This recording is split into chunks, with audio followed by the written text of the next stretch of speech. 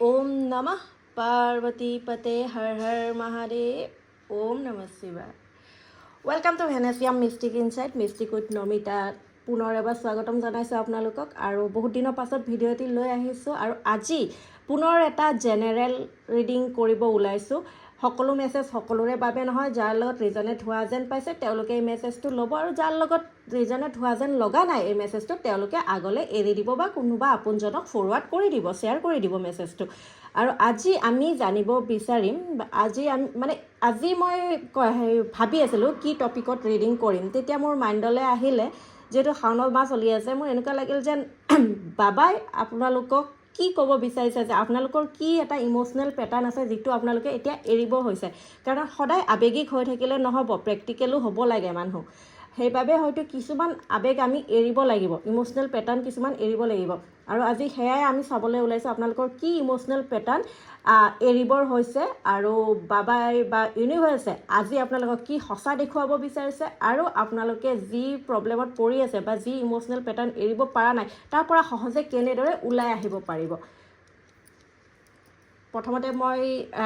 ভিডিঅ'টো আপোনালোকে লাইক কৰিবলৈ নাপাহৰিব এইটো এটা এনাৰ্জি এক্সচেঞ্জৰ কাৰণে লাইক কৰিব দিছোঁ আৰু মেছেজটো ক্লেইম কৰিবৰ কাৰণে ক্লেইম ইট বুলি লিখি দিব কমেণ্টত আৰু ভিডিঅ'টো শ্বেয়াৰ কৰিবলৈও নাপাহৰিব আনৰ আপোনজনৰ সৈতে প্ৰথমতে আমি জানিব বিচাৰিছোঁ যে ইউনিভাৰ্ছে আপোনাক কি ইমোচনেল পেটাৰ্ণটো এতিয়া এৰিবৰ হৈছে বুলি জনাব বিচাৰিছে ইমোচনেল পেটাৰ্ণ বুলি কোৱাৰ লগে লগে মই ইয়াত দেখিছোঁ আপোনালোক সাংঘাতিক ইমোচনেল হয় আপোনালোকৰ মুড ছুইং বহুত চলে আৰু এই মুড ছুইংটোৱে কেতিয়াবা মানে মাথাটো কাম নকৰা কৰি দিয়ে যাৰ বাবে বহুত খেলি মেলি হোৱা দেখিছোঁ আপোনালোক খুব ভাল মনৰ মানুহ কিন্তু আপোনালোকৰ ক'ৰবাত নহয় ক'ৰবাত মানে ইমোচনেলি আপোনালোক বেছি এটাচ হৈ থাকে সেইকাৰণে আপোনালোকৰ অভাৰ থিংকিং হৈ যায় সেইবাবে এই ইমোচনেল পেটাৰ্ণটো যিটো বেছি আৱেগিক হৈ পৰে আপোনালোকে পটককৈ চব কথাতে মুড ছুইং হৈ যায় বা অভাৰ থিংকিং হৈ যায় এইখিনি আপোনালোকক এৰিবলৈ কৈছে নেক্সট আমি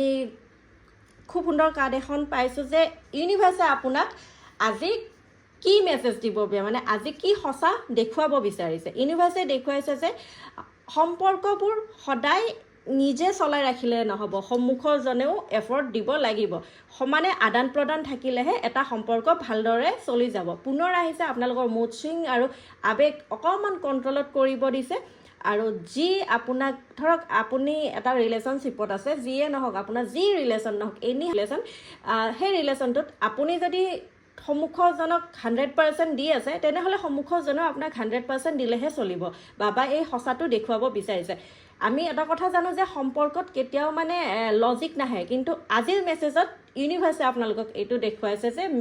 লজিক নাহিলেও লজিক খটুৱাব লাগিব যদি আপুনি সন্মুখত পৰা 100% পাইছে তেতিয়াহে আপুনি 100% দিয়ক এনেকুৱা নহয় যে আপুনি দি আছে আপোনাক দিয়া নাই এইটো ভাল কথা নহয় বুলি ইউনিভাৰ্ছে আপোনাক আজিৰ সঁচাটো দেখুৱাইছে আৰু খুব ভাল মনৰ মানুহ আপোনালোক মই দেখিছোঁ